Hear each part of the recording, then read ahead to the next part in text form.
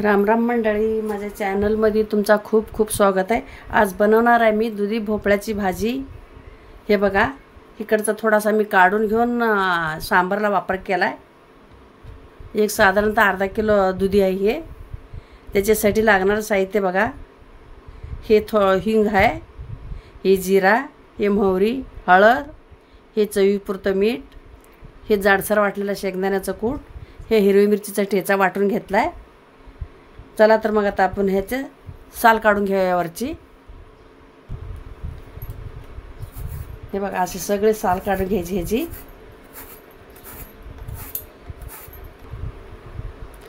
हे काय, हे पुढचं शेंड्याकडचं थोडासा असलेला भाग काढून घ्यायचा आणि इकडचं थोडासा मी ते हे केलेलं काळं पडलेलं आहे ना, ते पण काढून घेते।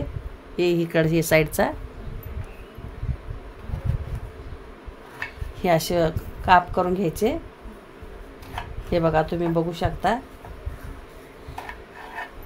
मी मस्त एकच नंबर कवळा आहे, मध्ये बी कडक नाही निब्बर। आणि तो मला जरा मऊ बी कापसासारखं मध्ये वाटलं ना, पोपूस होप ते काढून टाकून घेऊ शकता, असं घ्यायचं।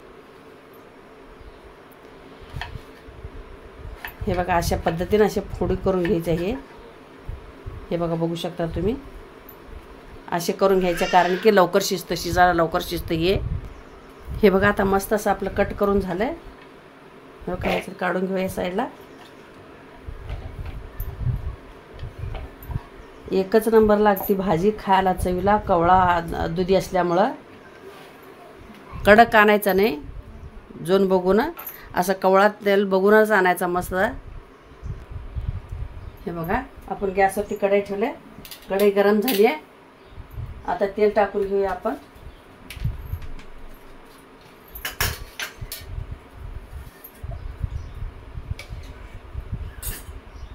तेल तुम्ही कसं तुमच्या आवडीनुसार कमी जास्ती करू शकता तेल। मी 1.5 पळी तेल टाकलंय।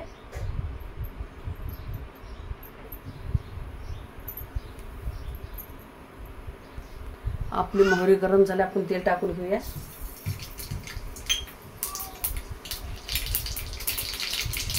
जिरे पण टाकू, हिंग पण टाकू,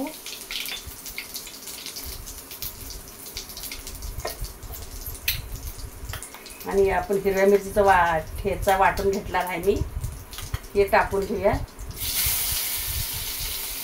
तिखट कमी जशी तुमच्या आवडीनुसार तुम्ही टाकून घेऊ शकता।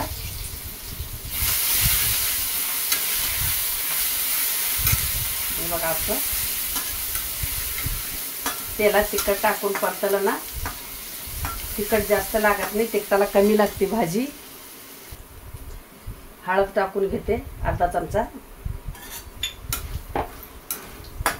तेलात सगळं एकजीव करूया हे।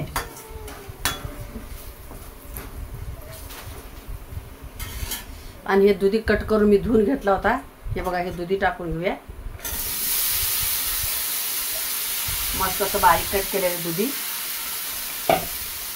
तुम्ही तिखट, लाल तिखट पण टाकून घेऊ शकता, किंवा हे असं हिरवं टाकलं तरी चालतंय। फोडणीमध्ये तुम्हाला कांदा आवडत असेल तर तुम्ही कांदा टाकून घेऊ शकता। मला कांदा आवडत नाही म्हणून मी कांदा नाही टाकला, आमच्या घरी कांदा खात नाही फोडणीला।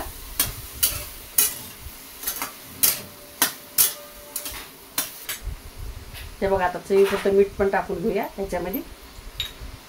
हे सगळं हलवू असं एकत्र।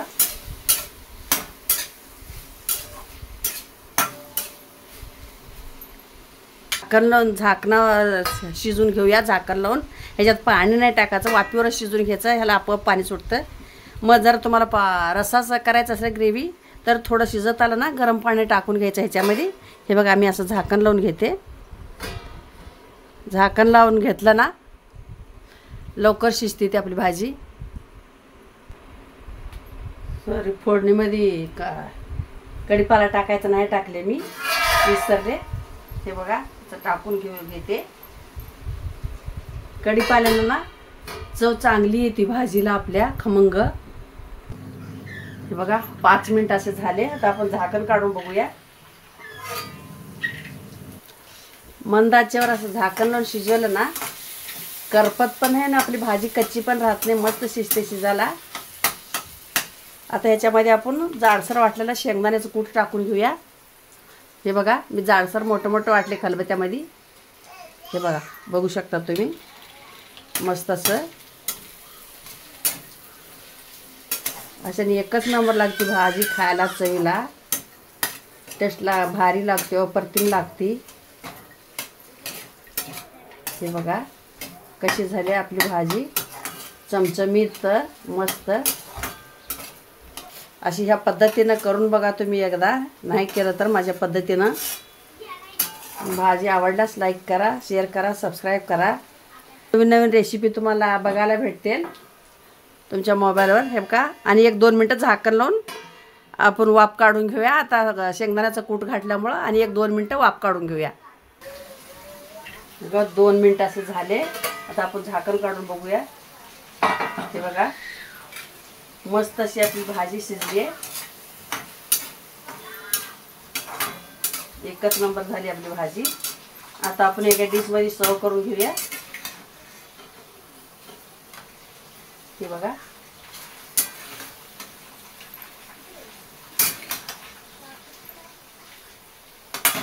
दोन माणसासाठी भाजी अगदी परफेक्ट झाली आहे. छान अशी मस्त झाल्या, झणझणीत, चमचमीत, अप्रतिम अशी मस्त अशी झाल्या, चमचमीत, झणझणीत भाजी. टेस्टी खायला. तुम्ही चपातीसोबत खावा, ज्वारीच्या भाकरीसोबत, बाजरीच्या भाकरसोबत, किंवा फुलका केला फुलकासोबत, तुम्ही कशासोबत खावा, भातासोबत, अगदी अप्रतिमच लागते. खमंग चवीला भारी टेस्ट आहे.